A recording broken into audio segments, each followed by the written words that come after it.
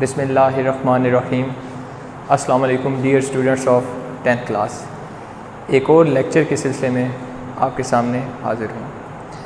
آج کا ٹاپک ہمارے پاس جو لکھا ہوا آپ کو نظر یقیناً آ رہا ہوگا، آئین 1973 یا دستور 1973۔ یہ ہمارا آج 5th لیکچر ہے اور آج ہم اس کو اچھے طریقے سے سمجھنے کی کوشش کریں گے۔ اس ٹاپک کو شروع کرنے سے پہلے میں یہ بتانا چاہتا ہوں کہ یہ ٹاپک امتحانی حوالے سے نہایت ہی اہم ہے۔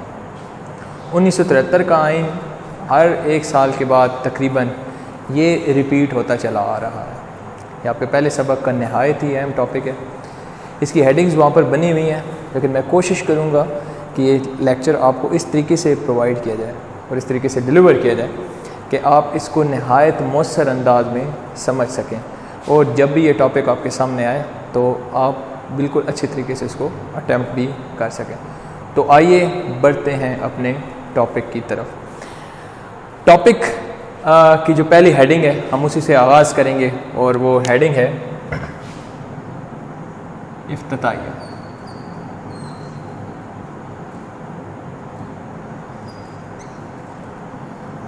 افتتاحیہ مطلب آئین کی یہ جو لکھا ہوا آئین ہے، اس کی ابتدا کہاں سے، اس کا افتتاح کہاں سے؟ تو اس کی ابتدا ہوتی ہے، اور اس کی ابتدا پہ درج ہے قرارداد مقاصد۔ قرارداد مقاصد 12 مارچ 1949 کو منظور ہوئی لیاقت علی خان کی تحریک پر۔ اس کو میگنا کارٹا بھی کہا جاتا ہے، یعنی کہ انگلینڈ کے جو دستور ہے، جو کہتے ہیں کہ جو انہوں نے باغیوں کے ساتھ ایک مسودہ، جمہوری مسودہ جو طے کیا تھا، وہ کہتے ہیں جمہوریت کی بنیاد ہے، اس کو وہ میگنا کارٹا کہتے ہیں۔ یہ ایک گریک ورڈ ہے، میگنا بڑا، کارٹا چارٹر، ایک بڑا چارٹر، بڑا جمہوری چارٹر۔ پاکستان کی تاریخ میں قرارداد مقاصد کو میگنا کارٹا کی حیثیت حاصل ہے۔ ہمارے 3 جو آج تک دستور بنے، اس کی ابتدا میں اس کو درج کیا گیا۔ اس میں کیا تھا کہ حاکمیت ہوگی اللہ تعالیٰ کی، اور جو مسلمانوں کے نمائندے ہیں وہ اسے ایک مقدس امانت کی صورت میں استعمال کریں گے، تجاوز نہیں کریں گے۔ تو یہ اس کی ابتدا پر درج ہے۔ 1962 کے آئین کے بھی آغاز پر قرارداد مقاصد افتتاحیہ کے طور پر شامل کی گئی۔ 1956 کے آئین میں بھی یہ افتتاحیہ کے طور پر موجود تھی۔ 1973 کے آئین کا اس کو باقاعدہ حصہ بنایا گیا ایک ترمیم کے ذریعے، یعنی کہ آئین میں ایک تبدیلی کی گئی یا اضافہ کیا گیا، اور وہ سن تھا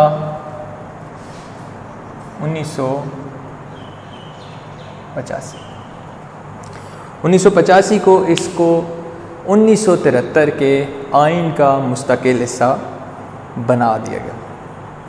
ٹھیک ہے بیٹا، تو ابتدائیہ میں قرارداد مقاصد کا ذکر ہے کہ حاکمیت اللہ تعالیٰ کی ہے، اور جو نمائندگی عطا کی گئی، یعنی کہ اللہ تعالیٰ کے جو یہ قوانین ہے جو اسلامی ریاست پاکستان میں جو رائج کرے گی، جو نمائندے ہوں گے مسلمانوں کے، وہ اس سے تجاوز نہیں کریں گے، ایک امانت کی صورت میں اس کو برقرار رکھیں گے۔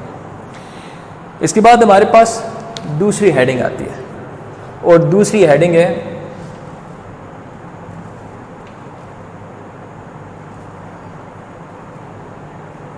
تحریری آئین۔ 1973 کا آئین تحریری نوعیت کا تھا۔ کس نوعیت کا؟ تحریری نوعیت کا تھا۔ اس میں 280 دفعات شامل ہیں، 280 دفعات شامل ہیں۔ اس کے 12 حصے ہیں اور 6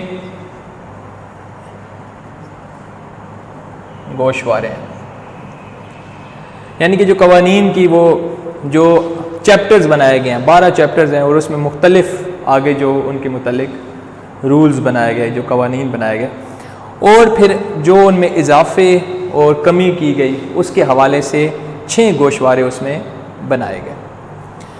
اس کے بعد ہمارے پاس جو ہیڈنگ آتی ہے وہ ہے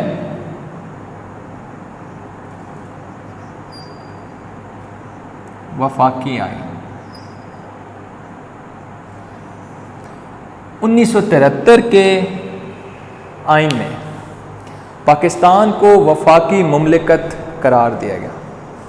کون سی مملکت؟ وفاقی مملکت۔ یعنی کہ وفاقی مملکت کا مطلب یہ ہے کہ ملک کے مکمل علاقے جو ہیں یا وہ صوبے ان کو ایک ہیڈ کوارٹر کے ساتھ منسلک کیا جاتا ہے، جس کو اس کا کیپٹل کہتے ہیں، جس کو اس کا وفاق کہتے تھے، جس میں سے صوبوں کے لیے حکم جاری کیا جاتا تھا، پورے علاقوں کو کسی ایک جگہ کا کنٹرول کیا جاتا ہے۔ وہ ایسے نظام کو وفاقی نظام کہتے ہیں۔ تو پاکستان کو وفاقی مملکت قرار دیا گیا۔ وفاقی مملکت میں کتنے صوبے تھے؟ 4 صوبے اور ایک وفاقی دارالحکومت۔ وفاقی دارالحکومت سے منسلکہ قبائلی علاقہ جات اور جو تھے ہمارے صوبے ان کے زیر انتظام اور وفاق کے زیر انتظام جو قبائلی علاقے تھے وہ شامل ہیں۔ یعنی کہ آپ اس کو سمجھ یوں سکتے ہیں کہ پاکستان ہے، پاکستان کا ایک وفاق ہے جو کیپٹل ہے، اور اس کے 4 صوبے بھی ہیں۔ اب ان کے ساتھ کچھ قبائلی علاقے بھی ہیں، کچھ ایجنسیز بھی ہیں۔ تو یہاں پر یہ ہے کہ وفاق پاکستان صوبوں پر بھی مشتمل ہے، وفاق بھی ہے اور قبائلی علاقہ جات بھی ہیں۔ تو اس میں یہی بات کی گئی کہ جو صوبوں کے ساتھ قبائلی علاقہ جات موجود ہیں یا وفاق کے زیر انتظام جو قبائلی علاقہ جات موجود ہیں، ان سب کے اوپر اس کو کہتے ہیں پاکستان ایک وفاق ہے۔ تو پاکستان کے وفاق میں ایک وفاق دارالحکومت ہے، 4 صوبے ہیں اور صوبوں اور وفاق کے زیر انتظام قبائلی علاقے۔ اس کے بعد ہماری اگلی ہیڈنگ ہے وہ ہے نیم استوار آئین۔ نیم استوار آئین 1973 کا آئین نیم استوار نوعیت کا تھا، یعنی کہ یہ سخت نہیں تھا۔ سخت سے مراد یہاں یہ لی جاتی ہے ریجڈ، کہ اس میں ترمیم کرنا، اس میں تبدیلی کرنا نہ زیادہ آسان ہے نہ زیادہ مشکل۔ اس کے برعکس آپ 1962 کا آئین کبھی لے لیں تو اس میں کیا ہے کہ وہاں پر ترمیم نہایت مشکل تھی۔ اس کو کہتے تھے استوار آئین، اس کو کہتے تھے استوار آئین، اس میں ترمیم کرنا آسان نہیں تھا۔ 1973 کے آئین میں ترمیم کرنا جو ہے وہ نہ اتنا مشکل نہ اتنا آسان، پارلیمنٹ کی 2/3 اکثریت، ٹھیک ہے، یعنی کہ 3 حصوں میں سے 2 حصے اگر پارلیمنٹ کے کسی ایک بات کے اوپر متفق ہو جائیں کہ قانون میں یہ تبدیلی ہونی چاہیے یا یہ اس تبدیلی کو واپس لینا چاہیے، تو آئین میں وہ تبدیلی ممکن ہو جائے گی۔ جبکہ 1962 کے آئین میں کیا تھا؟ ایوب خان نے جو بنایا، تو اس کو استوار آئین کیوں کہتے تھے کہ وہاں پر اگر پارلیمنٹ متفق ساری کی ساری ہو جائے کہ اس قانون میں تبدیلی ممکن ہونی چاہیے، ہو جانی چاہیے، لیکن وہ ایک صدر کے دستخط کے ساتھ مشروط تھی۔ اگر پارلیمنٹ ساری کی ساری ایک بات پر ایگری ہے، متفق ہے، لیکن صدر اگر کہتا ہے کہ نہیں یہ ترمیم نہیں ہو سکتی، تو وہ ترمیم نہیں ہو سکے گی۔ اس لیے 1962 کا آئین جو ہے وہ استوار آئین تھا، اور اس کے بقول یعنی کہ جو کرٹکس ہیں جو تنقید کرتے ہیں وہ کہتے ہیں کہ اگر 1962 کا آئین رہتا تو ایوب خان ہی جب تک یہ چاہتا اس کے اوپر پاکستان کے اوپر حکومت کر سکتا تھا۔ اس کے بعد جو ہماری اگلی ہیڈنگ آتی ہے وہ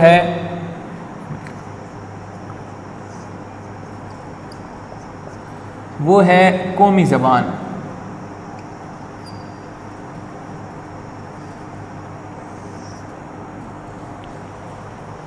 انیس سو 73 کے آئین میں جیسے کہ ہم بڑے خوش ہوتے ہیں اور بڑے فخر سے کہتے ہیں کہ ہماری قومی زبان اردو ہے، جب یہ بات کہی گئی تو اس کے ساتھ ایک اور بات کی وضاحت بھی کی گئی کہ اردو کو آئندہ آنے والے 15 سالوں میں سرکاری زبان کا درجہ دیا جائے گا، اور اس کے لیے کوشش کی جائے گی کہ آئندہ آنے والے 15 سالوں میں اردو زبان جو ہے وہ سرکاری زبان بن جائے. کتنے سال؟ 15 سال. اور تب تک کون سی زبان سرکاری زبان ہوگی؟ تو وہ ہوگی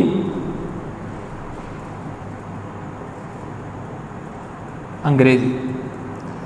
لیکن لیکن لیکن ایسا ممکن نہیں ہوا، اور آج تک سرکاری زبان انگریزی ہی رائج ہے.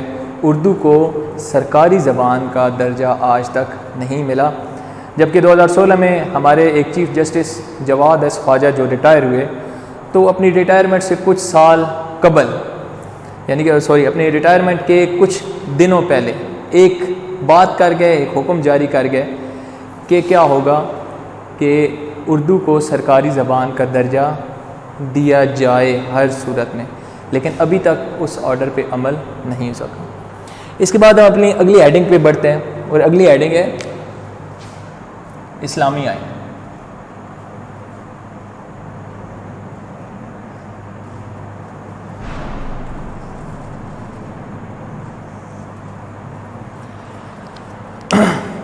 انیس سو 73 کے آئین میں ہمارا سرکاری مذہب ڈکلیئر کیا گیا، اور وہ تھا اسلام.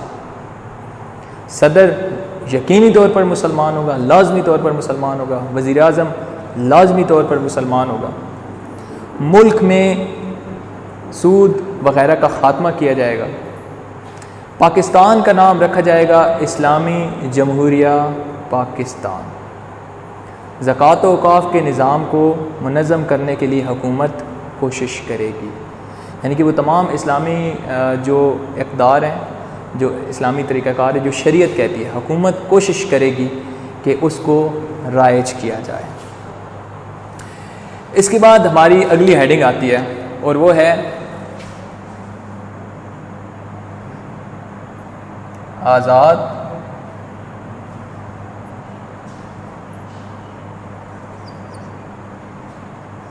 خود مختار عدلیہ.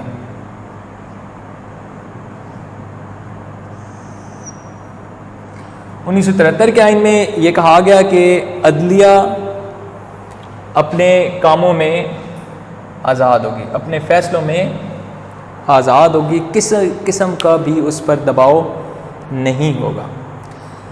جج جو ہوں گے وہ اپنے فرائض منصبی بغیر کسی دباؤ کے ادا کریں گے. ان کو معقول تنخواہیں بھی دی جائیں گی، اور ان کو ملازمت کا تحفظ بھی فراہم کیا جائے گا. اس کے بعد ہماری اگلی ہیڈنگ ہے، وہ ہے پارلیمانی آئین.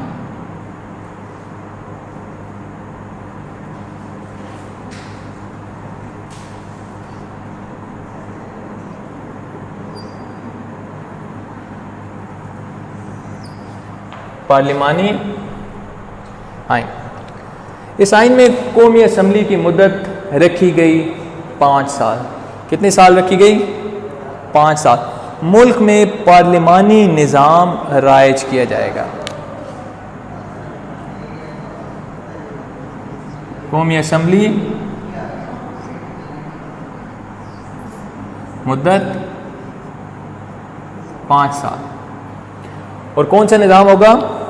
پارلیمانی نظام.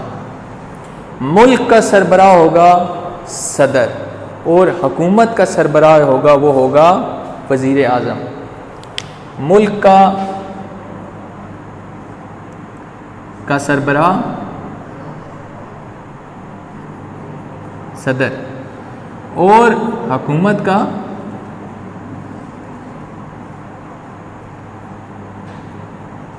سربراہ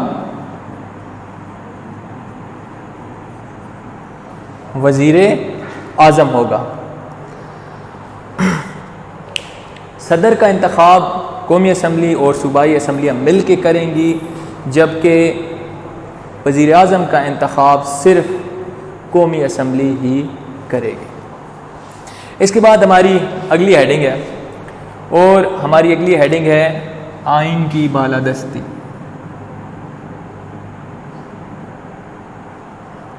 آئین کی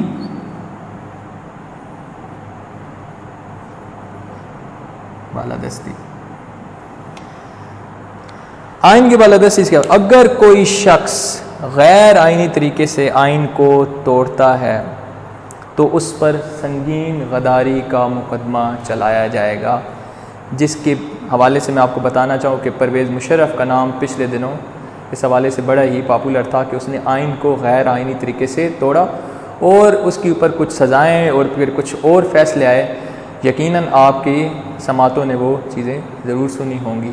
تو جو شخص آئین کو غیر آئینی طریقے سے توڑے گا تو اس پر سنگین غداری کا مقدمہ چلایا جائے گا. اس کے بعد ہمارے پاس ہیڈنگ آتی ہے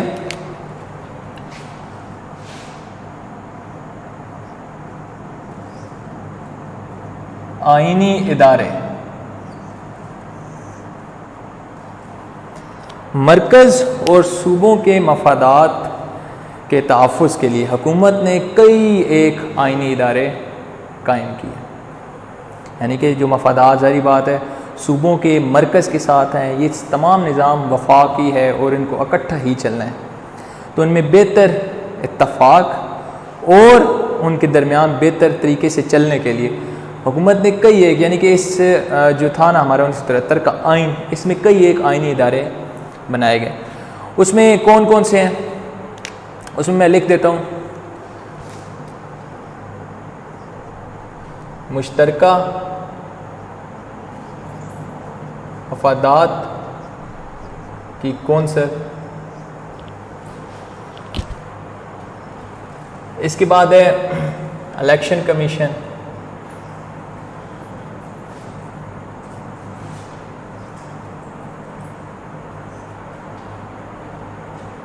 قومی مالیاتی کمیشن، وفاقی محتسب،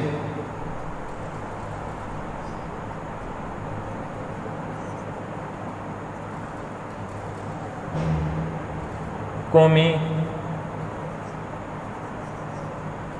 اقتصادی کونسل. یہ تمام ادارے اپنی حدود کے اندر رہ کر اپنے فرائض انجام دیتے ہیں اور کوشاں رہتے ہیں تاکہ حکومت اور ملک کے پاکستان کا نظام اچھے طریقے سے چلتا رہے. اس کے بعد ہماری ہیڈنگ آتی ہے اور وہ ہے دو ایوانی مقننہ.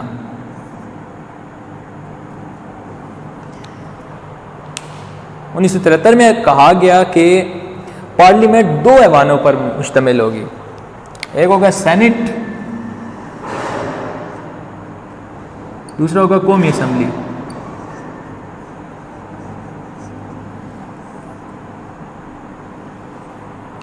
سینٹ کے حوالے سے یہ کہ سینٹ کے ارکان کی تعداد ہوگی 104 اور یہ 6 سال کا مستقل ایوان تھا. اس کی تعداد کتنی تھی؟ 104 اور یہ 6 سال کا مستقل ایوان تھا اور اس میں تمام صوبوں کو مساوی یعنی کہ ایک جیسی ایک جتنی نمائندگی دی گئی. قومی اسمبلی کی جو مدت ہے وہ طے گی وہ 5 سال اور یہ غیر مستقل ایوان تھا اور اس کی تعداد تھی 342. سینٹ کی تعداد 104، قومی اسمبلی 342. کل مجلس شورا کی جو تعداد تھی وہ جو پلس کریں تو 440 تھی. تو مجلس شورا کی کل تعداد کتنی تھی؟ 440. اس کے بعد ہمارا آخری جو ہیڈنگ آتی ہے تو وہ آتی ہے بنیادی حقوق.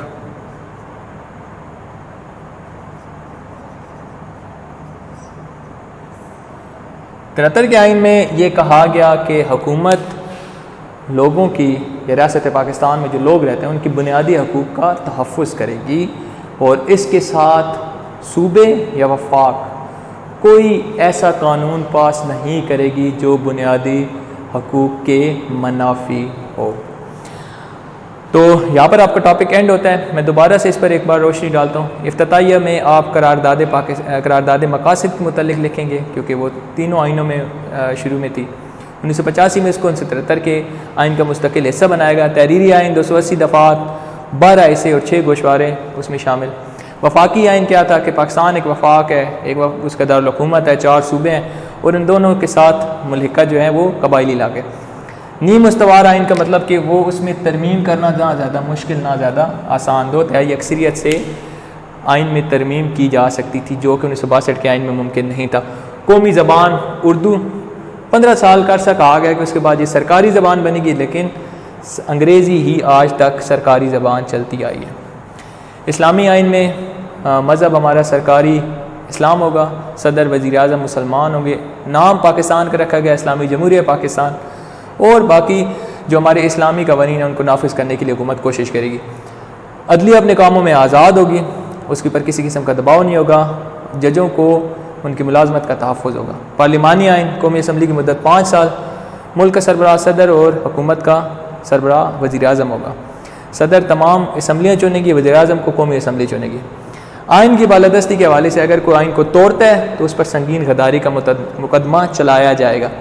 آئینی ادارے جیسے کہ مشترکہ مفادات کی کونسل، الیکشن کمیشن، قومی احتیاطی کمیشن، وفاق محتسب اور قومی اقتصادی کونسل بنائی گئے۔